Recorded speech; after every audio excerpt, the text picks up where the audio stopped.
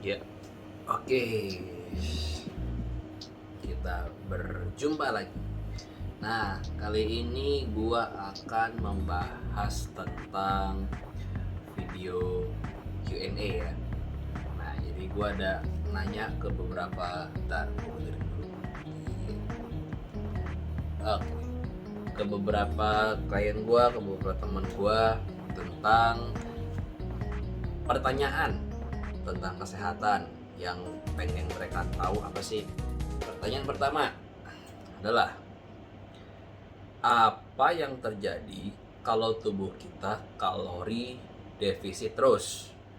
Karena beberapa orang terus-terusan kalori defisit gara-gara takut gemuk. Oke, jawabannya ini: adaptasi, hormon grelin, asupan di bawah BMR. Terus tanpa latihan beban bisa dipastikan TDEE sangat rendah sehingga sangat dekat dengan BMR. Jadi defisit 500 kalori aja udah di bawah BMR dan itu bahaya. Upgrade dulu kalori maintenance ya. Maksudnya apa? Gua akan coba untuk gabungkan semuanya menjadi sebuah cerita. Jadi begini, ketahuilah bahwa tubuh manusia itu bisa adaptasi dengan asupan kalori. Oke, jadi misal Anda telah selama berbulan-bulan bahkan bertahun-tahun kalori asupan Anda misalnya let's say 3000. Oke, nah terus-terusan lama-lama badan Anda akan adaptasi di 3000. Oke, nah terus tapi dengan keadaan seperti itu mungkin Anda jadi obesitas misalnya. Terus Anda menurunkan jadi 2500 misalnya. Udah pasti turun tuh. Biasanya 3000, sekarang 2500. Pasti turun karena ada kalori defisit. Oke? Nah, tapi habis itu setelah Anda stay di 2500 dan adaptasi, ya stuck lagi badan.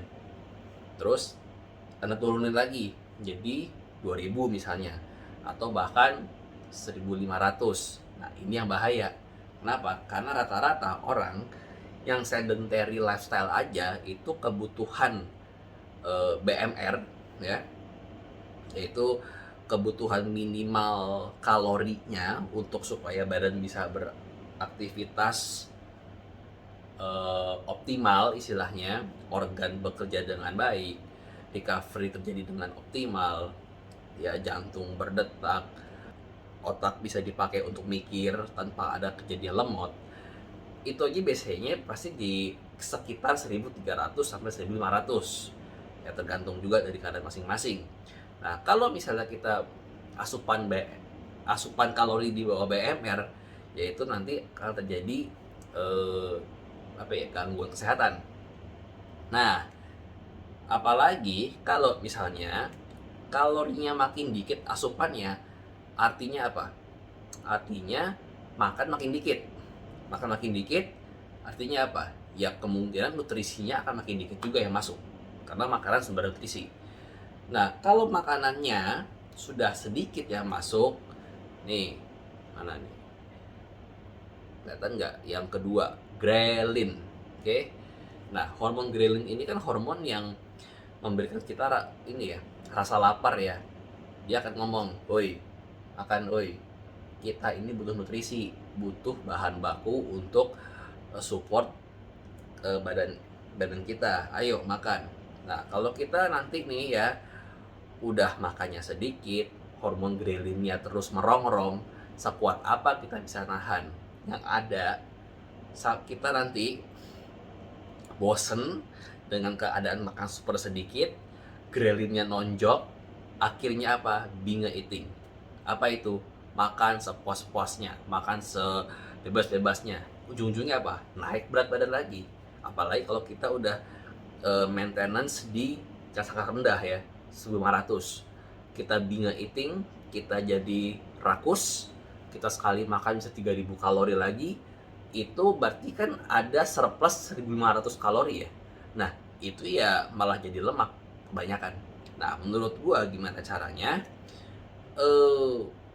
Latihan beban nanti akan gue jelasin detailnya, sehingga apa yang namanya ya, otot terbentuk, kalorinya maintenance-nya naik dari yang sebelumnya, sehingga nanti kalau mau diet kita punya ruang BMR dengan kalori maintenance itu jauh, jadi lebih nyaman. Oke, itu dulu, nanti jelasnya akan ada. Nah, ini contoh kasus. Oke, nama si A, jenis kelamin perempuan, umur 25, berat 60 kilo, tinggi 160 cm, salah, olahraganya seminggu 2 kali, ya hanya kardio. BMR ini dari gue hitung pakai TDI calculator.net ya. BMR-nya 1314 kalori. Nah, sedangkan TDI maintenance-nya 1800. Kalau dia ingin menurunkan berat badan, artinya dia harus defisit, dikurang 500. Jadi berapa? 1307. Itu udah di bawahnya BMR loh, bahaya berarti. Mau nggak mau, keadaan seperti ini dia harus pilih surplus, di mana menjadi 2307 kalori. Nah, angka 500 ini dari mana? Angka 500 ini adalah, kalau misal dari yang gue pelajari itu ya, itu angka aman, nggak terlalu banyak, nggak terlalu dikit. Nanti pelan-pelan kita progres. Jadi memang kalau mau cut kalori atau mau surplus kalori, jangan kebanyakan, pelan-pelan saja. Oke, nih hasil perhitungannya kira-kira, semoga kelihatan. Kalau nggak kelihatan nanti akan gue perjelas. Ini ada sedentary-nya berapa, kalorinya, BMR-nya berapa, basal metabolic rate. Ini pilihan dia kalau dia mau bulking atau menaikkan massa otot dulu. Ini kalau dia mau menurunkan berat badan, tapi nggak disarankan kalau menurut gua, karena defisitnya aja udah 1307 di bawah BMR, dan itu bahaya. Nih pertanyaan berikutnya ya, nanti related dengan yang pertama. Jika mau mencapai lemak di bawah 20% untuk perempuan dan ototnya di atas 25%, apa yang harus dilakukan? Jelaskan secara konkret. Oke, sebenarnya untuk perempuan dan untuk laki-laki tidak ada bedanya caranya, sama ya. Tetap berat badan total itu adalah berat murni tambah berat lemak. Berat murni itu apa aja? Otot, organ, kulit, air, rambut, segala macam yang ada di luar lemak. Nah, dari pengalaman gua sampai saat ini agak susah kalau hanya mau lihat ototnya aja. Karena sini sebutnya kan, mana nih, otot di atas 20%, sedangkan lemak di bawah 20%. Ya, menurut gua agak susah ya kalau mau sampai 25, dihitung ototnya doang ya. Kalau hanya lemaknya doang masih bisa, tapi kalau otot doang agak susah. Ya gue sih nggak tahu, mungkin semoga kedepannya ada caranya ya. Nah, terus pertanyaannya kan tadi gimana caranya kan? Balik lagi ke pertanyaan pertama, mirip-mirip. Cara gimana? Cara paling umum. Oke, pasti gue sarankan latihan beban, sama kayak tadi kan. Yang pertanyaan pertama pasti ada latihan beban, kardio secara rutin dengan progressive overload. Maksudnya apa progressive overload? Ya kalau latihan beban ada nambah bebannya, nambah repsnya, nambah setnya, atau makin baik tekniknya, bisa juga. Oke, terus yang kedua, penuhi kebutuhan nutrisi harian.